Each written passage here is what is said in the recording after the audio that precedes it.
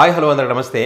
విశాఖలో ఏర్పాటవుతున్నటువంటి Google data సెంటర్కి సంబంధించి అనేక నిజాలను ప్రజలకు చెప్పేటువంటి ప్రయత్నం చేస్తూ ఉంటే దానివల్ల ఉపయోగాలు ఏంటి, ఎన్ని ఉద్యోగాలు వస్తాయి, ఎంత నీటి ఖర్చు అవుతుంది, ఎంత విద్యుత్తును వాడాల్సి వస్తుంది, వాటి యొక్క భారం పవర్ గ్రిడ్ పైన ఏ రకంగా పడుతుంది, తద్వారా ప్రజలకు ఏ రకంగా భారం పడుతుంది అనే విషయాలను అంటే మనం ఏదో ఉట్టిగా చెప్పడం కాదు.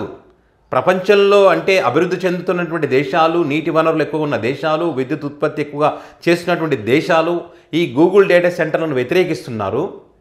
సో మరి అలాంటి సెంటర్లు పెట్టుబడులు పెట్టేటప్పుడు కొన్ని జాగ్రత్తలు తీసుకోవాలి. రాష్ట్రం యొక్క ప్రయోజనాలు దృష్టిలో పెట్టుకొని ఒప్పందాలు చేసుకుంటే మంచిదని చెప్పి మనం చెప్తా ఉంటే మన మీద ఎలాంటి ముద్రలు వేస్తూ ఉన్నారు వీళ్ళు పేటీఎం బ్యాచ్లనో, సైకోలనో, అరాచక శక్తులనో, పిచ్చినా కొడుకులు దొరికిరారా బాబు రాష్ట్రానికి అని చెప్పి కొంతమంది మీడియాలో మాట్లాడుతారు మేధావులని. వాళ్ళంత మేధావులు ఎవరు లేరన్నట్టుగా. ఇదే మేధావులు గతంలో మన కులపోడు మనవాడు కానివాడు ముఖ్యమంత్రి పీఠంలో ఉంటే విశాఖకు సునామీలు వస్తాయి, కొట్టుకుపోతుంది, భూకంపం వస్తుంది, మేధావులు హెచ్చరిస్తున్నారు, నిపుణులు హెచ్చరిస్తారు అని చెప్పి వార్తా కథనాలు వండి వార్చడం మనం. ఇప్పుడు మాత్రం అద్భుతాలు జరుగుతున్నాయి. కర్ణాటకకు బాయ్ బాయ్, తమిళనాడుకు బాయ్ బాయ్, చెన్నైకు బాయ్ బాయ్, విశాఖకు జై జై. మరి జగన్మోహన్ రెడ్డి చెప్పింది కూడా అదే కదా, విశాఖలో పెట్టుబడులు పెట్టాలి, చెన్నై, హైదరాబాద్ లాంటి నగరాలు తయారు కావాలంటే విశాఖకి స్కోప్ ఉందని చెప్పి అదే కదా మీరు చేస్తూ ఉన్నారు. ఇప్పుడు కాపీ కదా కొడతా ఉన్నారు. సో ఇక్కడ పెట్టుబడులు పెట్టడం గురించి ఎవరు అబ్జెక్షన్ చేయడం లేదు. మీరు చెప్తున్నట్టు 188,000 ఉద్యోగాలు వస్తాయన్నది అవాస్తవం. ఇది అవాస్తవం అని కూటమి ఎమ్మెల్యే విష్ణుకుమార్ రాజు గారు కూడా చెప్పారు. చాలామంది మేధావులు, నిపుణులు చెప్తా ఉన్నారు. ఇప్పుడు అదేవిధంగా మరి ఇవన్నీ కూడా అవాస్తవాలు, మీడియా తప్పుదో పట్టిస్తుంది, నిజాలు చెప్పాలని చెప్పి మాజీ సిబిఐ డైరెక్టర్ జేడి లక్ష్మీనారాయణ గారు కూడా ఈ డేటా సెంటర్కి సంబంధించినటువంటి వాస్తవాలు చెప్పే ప్రయత్నం చేశారు. ఇంతమంది చెప్తున్నా కూడా వీళ్ళలో మార్పు రాదు. అదే పాత పాట, నిజాలు చెప్పిన వాళ్ళని తిట్టడం, బూతులు తిట్టడం, ఇది తప్ప ఏమీ తెలియదు. ఒక్కసారి ఆయన మాట్లాడారు చూడండి. అంటే మీరు కుట్రకోణం ఇలాంటివి అనకుండా మీ మీడియా ఛానల్స్ ఏంటంటే ప్రజలకు కరెక్ట్ ఇన్ఫర్మేషన్ అందించాలి. డేటా సెంటర్ అంటే ఏంటి అన్నది కూడా ప్రజలకు అర్థం అవ్వాలి.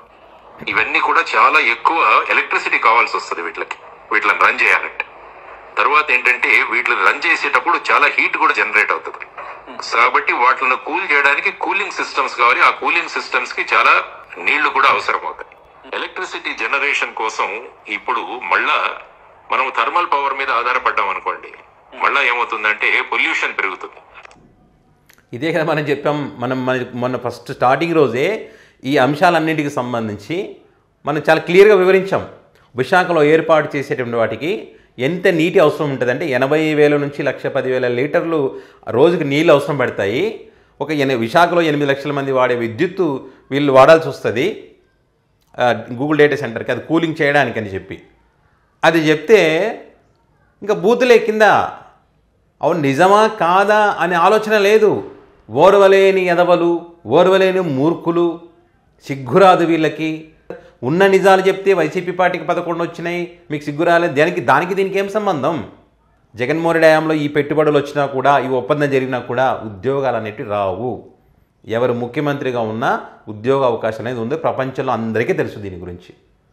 మీరు అమెరికాలో చూస్తే అమెరికా ప్రజలు ఈ డేటా సెంటర్లకి వాళ్ళు అగేన్స్ట్ గా ఉన్నారు. మీరు పోర్ట్ వాషింగ్టన్ లో కానీ వర్జీనియాలో కానీ చూస్తే ప్రజలు ప్లకార్డులు పట్టుకొని మాకు డేటా సెంటర్లు వద్దు అని వాళ్ళు నిరసన ప్రదర్శనలు చేస్తున్నారు. వర్జీనియా గురించి కూడా మనం చెప్పాం కదా. వర్జీనియాలో అంటే ఎవరైనా అధికార పక్షమైన ప్రతిపక్షమైన ఏ రాజకీయ నాయకుడైనా సరే భయపడతా ఉన్నారు పబ్లిక్కి. ఇవి డేటా సెంటర్ల గురించి మాట్లాడాలి, సపోర్ట్ చేయాలంటే. ట్రంప్ లాంటి వ్యక్తులు సైలెంట్గా ఉన్నారని కూడా చెప్పాము మనం. ఇవన్నీ వాస్తవాలు జీర్ణించుకోలేనటువంటి మూర్ఖులు ఏం మాట్లాడతారు? సబ్జెక్ట్ లేనప్పుడు బూతులు మాట్లాడతారు. ఎందుకంటే డేటా సెంటర్ కు ఎలక్ట్రిసిటీ పెద్ద మొత్తంలో కావాల్సి వస్తుంది.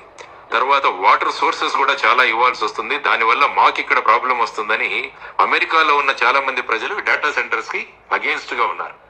సో ఈ బ్యాక్గ్రౌండ్ లో అమెరికాలో ఖచ్చితంగా ఇతర దేశాలలో ఈ ఇన్వెస్ట్మెంట్ చేయడానికి అక్కడ ఉన్న కంపెనీలు ముందుకు వస్తున్నాయి. అది అక్కడ వేరే దేశాలు వ్యతిరేకిస్తూ ఉన్నాయి. ఇక్కడ మాత్రము ఇన్సెంటివ్స్ ఎక్కువగా ఇచ్చి 1,000 కోట్లు ఇచ్చి వాళ్ళకి ప్రయోజనం కల్పిస్తూ రాష్ట్రానికి ఏం ప్రయోజనాలు ఉన్నాయి, ఏం ప్రయోజనాలు కలుగుతున్నాయి దానివల్ల అనేటువంటి ఒక ప్రశ్న తలెత్తుతున్నప్పుడు ఖచ్చితంగా వాళ్ళు ఆన్సర్ ఇవ్వాల్సి ఉంటుంది. సో ఈ రకంగా ఉంటుంది. దీని ద్వారా ఇతర పెట్టుబడులు రావచ్చు, వాటికి సంబంధించిన లాభ నష్టాలు ఈ రకంగా ఉంటే ఇట్లే అనుకుంటూ పోతే వాటికి సంబంధించిన చెప్పే విధానం వేరే ఉంటుంది. అంతే తప్ప వెంటనే 1,88,000 ఉద్యోగాలు వస్తేనే అబద్ధపు ప్రచారాలు చేయకూడదు. వాళ్ళలో లేనిపోని ఆశలను కల్పించకూడదు, తప్పుదోవ పట్టించకూడదు. దీన్ని ఇక్కడ అందరూ ప్రశ్నించేది. ఇలాంటి వాళ్ళు వాస్తవాలు చెప్తా ఉన్నారు. అందుకే మీరు రాజకీయ లబ్ధి కోసము మీరు కుట్రలు చేస్తూ తప్పుదోవ పట్టిస్తున్న క్రమంలో ఇలాంటి వాళ్ళు నోరు తెరిచి వాస్తవాలు చెప్పే ప్రయత్నం చేస్తూ ఉన్నారు. సో కనీసం ప్రజలకు, అయోమయంలో ఉన్నటువంటి ప్రజలకన్నా ఒక క్లారిటీ వస్తుంది వీళ్ళు తప్పుదోవ పట్టిస్తూ ఉన్నారు కాబట్టి.